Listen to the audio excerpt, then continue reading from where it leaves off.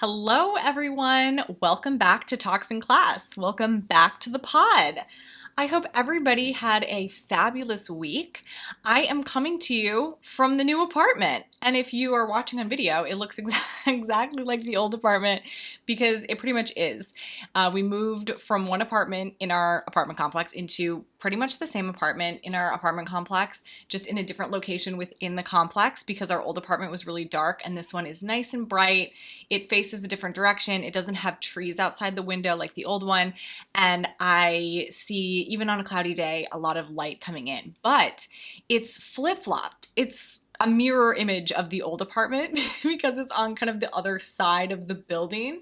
So that's been kind of throwing me off because I am used to where everything is. And you know when you get used to stuff, you kind of just go on autopilot. So the other day when we first moved in, I tried to leave the apartment and I opened up the hall closet door instead of the front door because they're next to each other. But now they're reversed in this new apartment. So other than that, it was a very easy moving process, much easier than I anticipated because one, it was a really short distance. We didn't have to go out of the apartment complex. But two, I think just putting everything away in the same spot makes it so much easier. And I never really thought about this before because typically when you move into a new space, there's always something that's off, like the kitchen cabinet space is different, the closet space is different. You have to figure out what's going to go where, and that really does take a lot of time and kind of just mental capacity. And because we didn't have that in this apartment, we were able to just unpack all the stuff out of the boxes and put it right back into its exact same spot.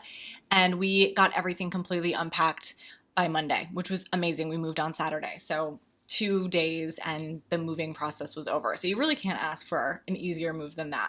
I do have to apologize in advance if there is some background noise in this episode that I'm not able to remove. I'm still trying to figure out the best recording place in this new apartment, and because it's in a different location, there's just a little bit more street noise coming from outside, so I'll do my best to get rid of it, but advanced apologies if that does happen. Other than the move over the weekend, which obviously kind of occupied a lot of our time and energy this weekend, we watched that Queenmaker documentary on Hulu, which is about socialites and kind of that scene in the 2000s, and from what I saw in the trailer, it seemed like it was going to be a lot about paparazzi and kind of like the media culture that surrounded celebrities in that time. And I don't want to spoil too much, but it was like 2 different documentaries in one. It was really fascinating. I do recommend watching it, but it was not what I expected at all.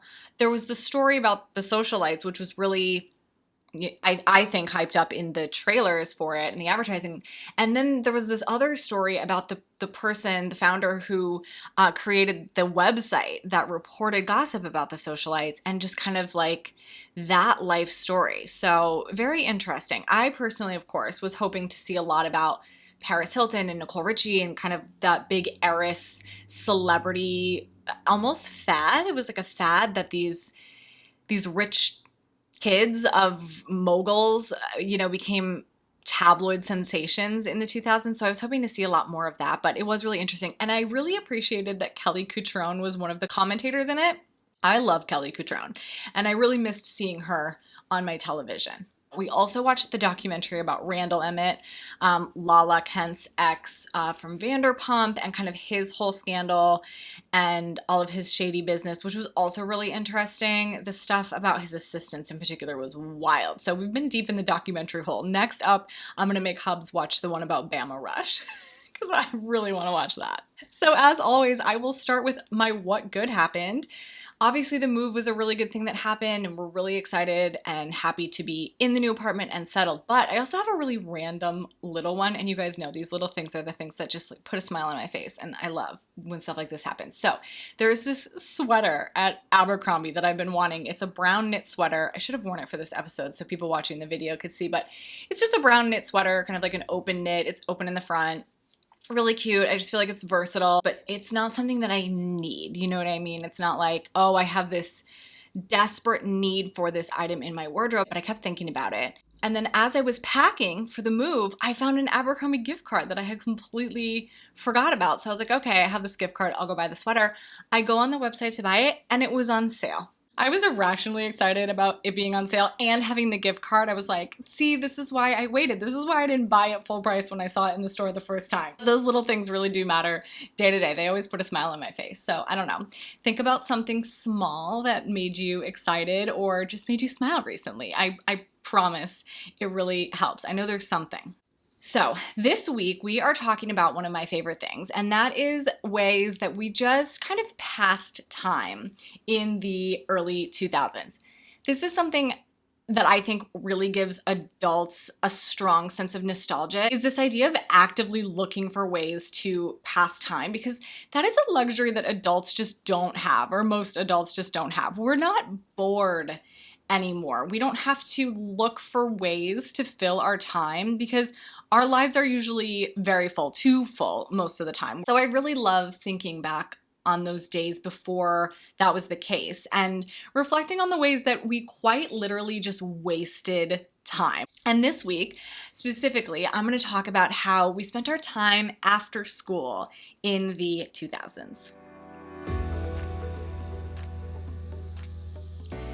Not too long ago in an episode, I talked about my high school experience in the early to mid 2000s. I was in high school from fall 2001 to spring 2005, and how I spent my days in high school for the most part. So of course, there was the actual school day, but then there was after school as well. And it actually amazes me when I think back now how much energy we all must have had as teens, because we packed so much into our days willingly, or at least I did. I'd be at school sometimes before school, either to run or for some other sort of meeting for a club or something. I remember our jazz choir, for some reason, sometimes met before school. I guess maybe it was because it was a small group and there wasn't designated time for it during the school day. I'm not sure, but we would have that before school sometimes. So sometimes I'd be at school at 7:30 a.m. and then I'd be in class, actual school, from 8 to 3, go to track practice. Then sometimes I'd go to dance class after that. I did 3 different types of dance through a dance studio while I was in high school. So I think I had all 3 back to back, and it was one night a week most of the time. So that's a big chunk of time. And then I'd get home at 9 p.m. or something. If I didn't have dance class, I would kill time with my friends until dinner time, or I'd eat dinner and then go hang out with my friends, or they'd come over and we would just kind of hang out. I don't know. I'm exhausted thinking about this. And now I'm like, I did a couple tasks today. I ran an errand. I'm done. I'm done for the day. After dinner, for sure. I'm not going back outside. I was thinking about all of this recently and trying to remember ever actually doing homework. And I can remember exactly one time coming home from hanging out with my friends around, 9 p.m., going up to my room and doing a whole project that was due the next day. I'm still like this. I guess it started early. But I really think that I did most of my homework during school hours, either in study hall or in another class, like doing homework for one class in another class. Do you guys remember in Passport to Paris when Mary-Kate and Ashley are explaining to their parents over dinner how they do homework for each class in another class? That was my strategy too, always in high school. My high school also had block scheduling, which meant that we had 4 class periods a day, and each one of those periods was 90 minutes. So instead of most people, I think, had like 6 to 8 periods a day and their classes were 45 minutes to an hour, we had 90-minute blocks of class, which is a very long time, especially for a teenager. So I guess because each class was so long, there was a lot of work time, I remember, built into the actual class time. So part of the class would be the actual lesson for the day, and then we would do group work, or we'd have time to work on stuff. That was something that I remember a lot in high school. I'm sure that I did have homework that I did actually at home on occasion, but I really don't remember spending much time doing schoolwork outside of school, which was amazing, obviously. It gave me time to do all the other nonsensical things I did as a teenager. And I was a pretty good student overall, especially in English-related subjects. I loved English. I loved public speaking. I took all the speech classes that I could. I was on the forensics team. Nobody really knows forensics when I say that. It sounds like something that it's not, but it's a speech and debate competition for students. And I did all the dramatic categories. Obviously, I did solo acting, and I think group interp or solo interp. I don't know. I did a lot of the dramatic categories where you would do dramatic readings and performances of these texts. And I loved that. I really loved that. It's fascinating sometimes to think about how now as an adult, I can look back at some of those things in high school or some of those tendencies that I had, like doing a project the night before it was due, or, the areas of school where I did well, and it all makes so much sense now as an adult. I'm still absolutely terrible at math, like on an embarrassing level. I have to take my calculator out for everything. I still love reading. I read all the time. I do a form of public speaking, just not live, as my job now.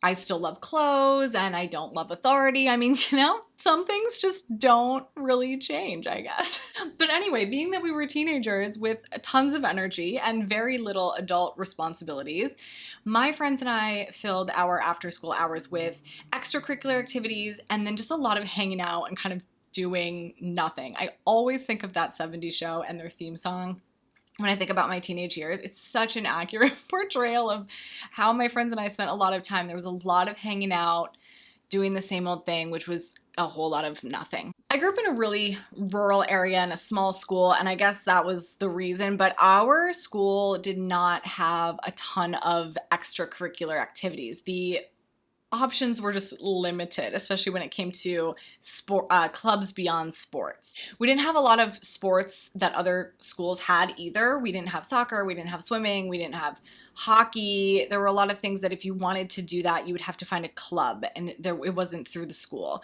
It was basically volleyball, football, dance team, basketball, track and cross country, and then baseball and softball. That was kind of it.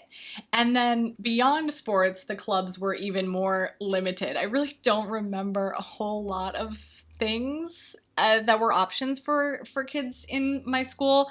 We had things like forensics and Spanish club, which I was also a part of, but they didn't meet very often.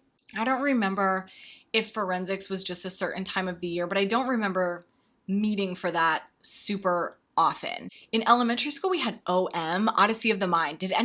Was this a thing anywhere else? I feel like I never hear anybody else talk about this, but I loved OM. It's kind of hard to explain what it was. It was a competition and you had a team, and your team had to come up with some sort of elaborate, creative solution to a problem, but then you had to give this performance around it, and the rules were really strict. I just remember things being really intense, like there was intense time limits, really strict time limits, and nobody could help you. You had to come up with it all by yourself. Like your parents could not help you with anything, your teachers, nothing. I remember we were like, took it very seriously, but I loved it. My friends and I who did it with me really loved it, but I think that was only elementary school. And then in high school, we had things like band and choir, obviously, and there was also a small jazz choir and I think a jazz band. I was in the jazz choir in high school. We called it vocal jazz until I got mono. I think it was sophomore year, maybe late sophomore year. I got mono. I was sick for months because, it's mono. And I remember I would start feeling better and think I'm fine. And I would go back into my full normal routine. And then I would get really, really sick again and feel super tired and wiped out. So I guess I just missed too many vocal jazz rehearsals and I got kicked out for attendance. I think they had a really strict policy on missing rehearsals, so I got kicked out. And I remember being so mad because I was like, it's not my fault. I had mono. What do you want me to do? I think I also lost my voice. I don't know. It was a whole thing, but I remember being really upset about being kicked out of vocal jazz. But there just weren't a ton of after school activities, not many niche kind of clubs for kids who weren't into sports. I was also in dance, like I mentioned, through a studio, and that was a couple towns over, which is where a lot of the people in my town went to for studio dance. And then I did high school dance team for one season my senior year, and I hated it, and I was not good at it. It was just not my thing. So this was 2004, 2005, senior year. So it was fall, I guess that would have been late 2004. So if you think about the music that was popular in late 2004, we were doing routines to Nelly and Usher. I remember one routine from maybe my junior year. It was during basketball season, and it was TEI by by Nelly, and all the girls wore basketball jerseys. Oh my God.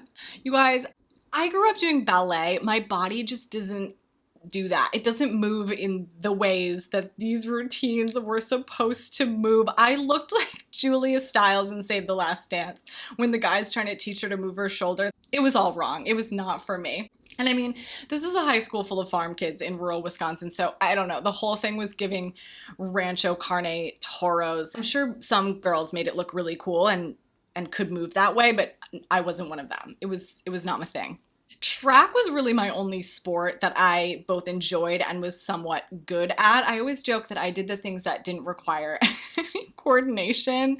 I was not athletic. I'm still not athletic. I cannot throw a ball. I cannot catch a ball. I cannot shoot a basket. I used to panic in elementary school gym class when we would have to play kickball or softball or something in the whole group setting, and then I would be up to kick or bat, and I just knew that I was gonna miss and embarrass myself. It was just, that was never my thing. But running I could do, still can do. And dance, I guess there were no balls to catch in dance, so that was different. So I was in track, I ran distance. I did the 800 and the 4x8 and the 4x4, and I think I did the regular 400 too. And anyone who ran that kind of like mid distance in track knows that the 800 is the worst freaking possible running event in track, because it's basically a half mile sprint, and I had to do it twice in every single meet because I did the 800 and then I did the 800 relay, which was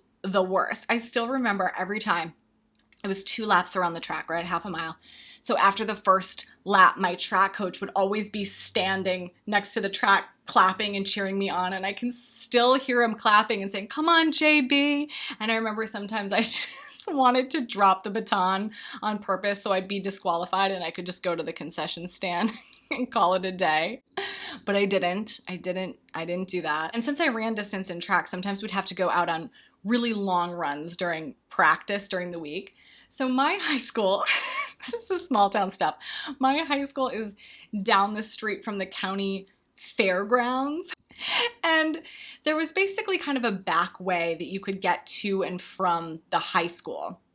And if you would go that back way through the fairgrounds, it would add about a mile onto your run. So a lot of the times they would have us do that either at the beginning or the end of our run to just add a little bit more distance onto whatever the run is. So my friends and I, this is terrible. My friends and I would run through the fairgrounds. We'd kind of hang back from the pack of people and let them get far enough ahead of us to where they wouldn't notice us behind them. And then we'd hide behind a barn in the fairgrounds and just hang out there until enough time had passed, and then we would like go out behind everybody when they were on their way back and act like we did the whole run, but really we skipped it and we were just talking about, you know, the simple life and boys behind the pig barn in the fairgrounds. I remember one time we had a really long run and we ran to a friend's house and just sat there and ate popsicles for like an hour. I remember it was so hot that day. So we just sat there, ate popsicles for like an hour and then ran back. High school kids were the worst, honestly. And this was something that I like moderately enjoyed. I can't imagine the ways that I would have cheated through something that I really hated. I feel bad for teachers and coaches out there. Any teachers and coaches out there who work with high school students, bless you. You are a far more patient soul than I ever could hope to be. But really, for the most part, I just have to say, for the most part, we did our long runs. We did what we were supposed to. We went to the track meets. We'd all sit around and someone would, you know, put French braided pigtails in all of the girls' hair for our races. And it was fun. When I didn't have track, my after school hours were occupied more by just simply killing time, finding random things to do to occupy my time. I lived near my high school and I'm an only child, so my house was the default hangout spot for a lot of my friends. My mom also just like loves having people around. She's the type of mom who likes to host. She loves to make you a snack. She's that type of mom. And she was the opposite of an almond mom. If you've heard this term circulating around, that was not her. She was not an almond mom. She was an Oreo mom. Our house was stocked with all the snacks, all the junk food, all the classic after school 90s, early 2000s snacks. Our house had them all. We always had Snickers and M&M Kudos bars. Those were always my first snack to grab when I came in the door. We usually had some pizza rolls or pizza bagels. I preferred pizza rolls myself, but sometimes we do the bagels. And we usually had good sweets too. Little Debbie's zebra cakes and nutty bars. Those are my favorite. Maybe some fruit roll-ups or fruit by the foot. Definitely some Schwann's ice cream. Did you guys have a Schwann's, man? Was this only a small town Midwestern thing, or was this everywhere?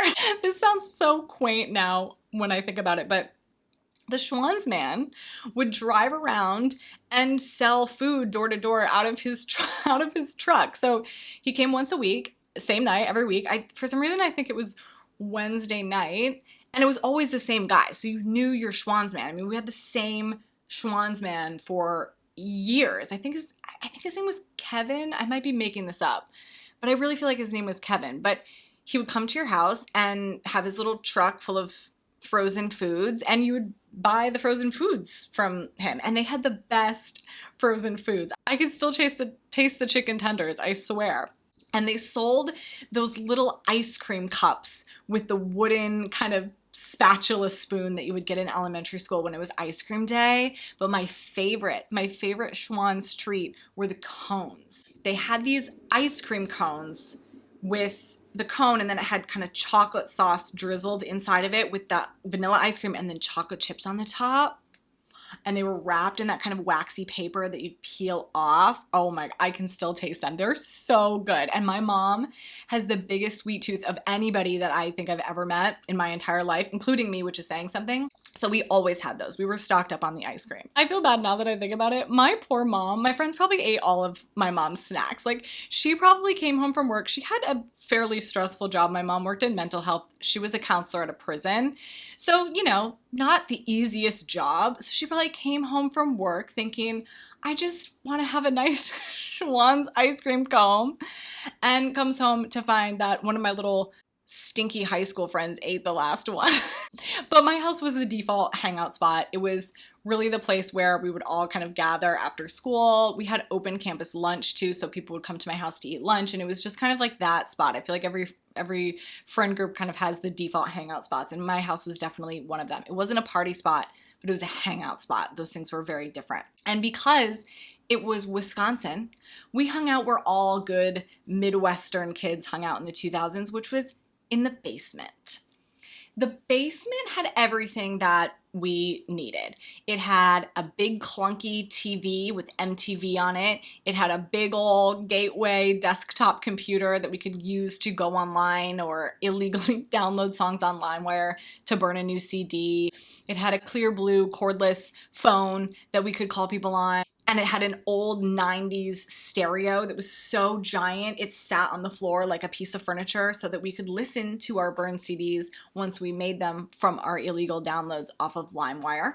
And the actual furniture down there, as you can imagine, it being a basement, was just kind of a random assortment of furniture. Like my mom's old dresser from her bedroom was down there, and then the bookshelf that was in my room when I was a kid was down there. But I remember in probably 2002, my mom redid the basement, and she wanted it to be less of a basement and more of a family room. It's going to be an actual room of the house instead of kind of like the teenage dungeon. So she got rid of the random furniture assortment, and she bought this red couch. I don't know what it is about a red couch, but that screams the 2000s to me. We loved that red color for furniture, and it had a matching red chair with an ottoman, and then she got a TV stand set that had a matching desk and a matching shelving unit thing that would kind of flank the TV, where we could put all of our old VHS tapes and the few DVDs that we had purchased since we upgraded, you know, from the VHS to the DVD player around 2000 or so. But it was very exciting having that room redone. It was like our hangout spot got a makeover. And I was an only child too, so there was no sibling to share this basement hangout room with. It was like our little lair, our teenage lair. And I really feel like I spent way more time in the basement during my childhood and teenage years than anywhere else in the house. I was never, ever, ever in the regular living room. I don't remember ever sitting in the regular living room in my mom's house until I was an adult, really. It was either the basement or up in my bedroom, always. And then, of course, if we were looking for some real excitement, once we turned 16 and we could drive, which was for me, it was 2003, we would either drive a couple towns over and go to McDonald's or go to Walmart and just wander around. I don't know why it was always Walmart, but we would go to Walmart and we would wander the aisles, maybe play with the kids' toys or buy a single Bon nail polish from Walmart. And once we all could drive, a lot of us got weekend jobs, which was the best because it meant that we had some money to spend on things like gas and bonbons and McDonald's. But since most of us worked at little restaurants or little cafes or something in town that were really only busy on the weekends, it also meant that we had our weekday afternoons free. So if we had money from our jobs and we were feeling like we had cash flow, we would go to Perkins and we would order a side salad with ranch and some fries. Or if we were feeling especially fancy, we would go to the mall and buy a graphic tee at American Eagle with some sort of very inappropriate innuendo on it, or we would go to the nail salon and get our nails done, or maybe go tanning. The nails and tanning appointment afternoon was its own activity, and this was the ultimate way to spend an afternoon after school for me when I was in high school. We would make a whole event out of this, me and my friends. We would pile into someone's car. We'd always have a really good burn CD with all of our favorite songs of the moment on it. We would drive, it was like 20 minutes away. We'd always go tanning first. I don't know why we chose to go tanning first, but we'd go tanning always at the same tanning salon. I ended up working there actually for a while in college, so I spent a lot of time in that tanning salon in my life. And then after that, we would head over to the nail salon, which was in the mall, for a $17 fill on our French tipped, extremely square acrylic nails. And we would be smelling like burnt flesh and coconut tanning lotion and sweat rolling into that nail salon, all, four of us, a whole car full of teenage girls. But if we didn't have money and we were really bored, we would just drive around with a couple friends and randomly stop at people's houses. I remember doing this a lot. We had kind of our set paths that we would drive on the back roads, always the back roads, never the main roads. We liked the back roads. You wouldn't see another car. It took longer to get places. So there were these designated loops that you kind of knew, and then you knew on each loop which houses or which people's houses were the hangout spots. So those were the places where you could likely find a couple of your friends hanging out on any given day. So maybe you would call them if you had service and minutes left on your giant brick of a cell phone. But most of the time we would just drive by and scope out the cars in the driveway, because obviously, in a small town back then, you knew everyone's cars. So if there were cars in the driveway that you recognized, then we would stop and just hang out. Can you imagine just stopping by a friend's house now, completely unannounced, just being like, oh, I was driving by and I saw your car and so-and-so's car in the driveway, so I thought I would stop by, just knock on the door, or certain people would hang out in the garage, so we would just bypass the house, go into the garage, or some people's houses we would just walk right into and go into the basement. I mean, I guess we assumed their parents weren't home or we knew their parents' schedules, but what if their parents were home and there was just a crowd of teenagers walking into your front door without knocking? If you did that now, people would think you were some sort of psychopath, but that's just what we did. And when you were out of cell phone minutes and free calling didn't start until 9 p.m., you had to make do, you know what I mean? This was our only option. And these really were such fun times. I think that the simplicity of things like this is what makes people feel so nostalgic. We were just out there killing time until our parents made us go home and do our homework and go to bed. And just finding excitement in such mundane things, like going to Walmart, going to the nail salon, things that are errands now, things that are now on our to-do list as adults, were fun, entertaining, exciting things to do as teenagers. Maybe there's something profound there about perspective and appreciating the little things. I don't know. What I do know is that we had a great time even though we were doing nothing. And when we weren't out there running around, killing time, there was always the big tube TV in the basement, which provided endless hours of entertainment, of course. And no discussion of after-school entertainment in the 2000s would really be complete without mentioning the TV that raised us back in the day. So I will wrap this up by sharing with you my top 5 TV shows that I could be found watching after school in the early 2000s.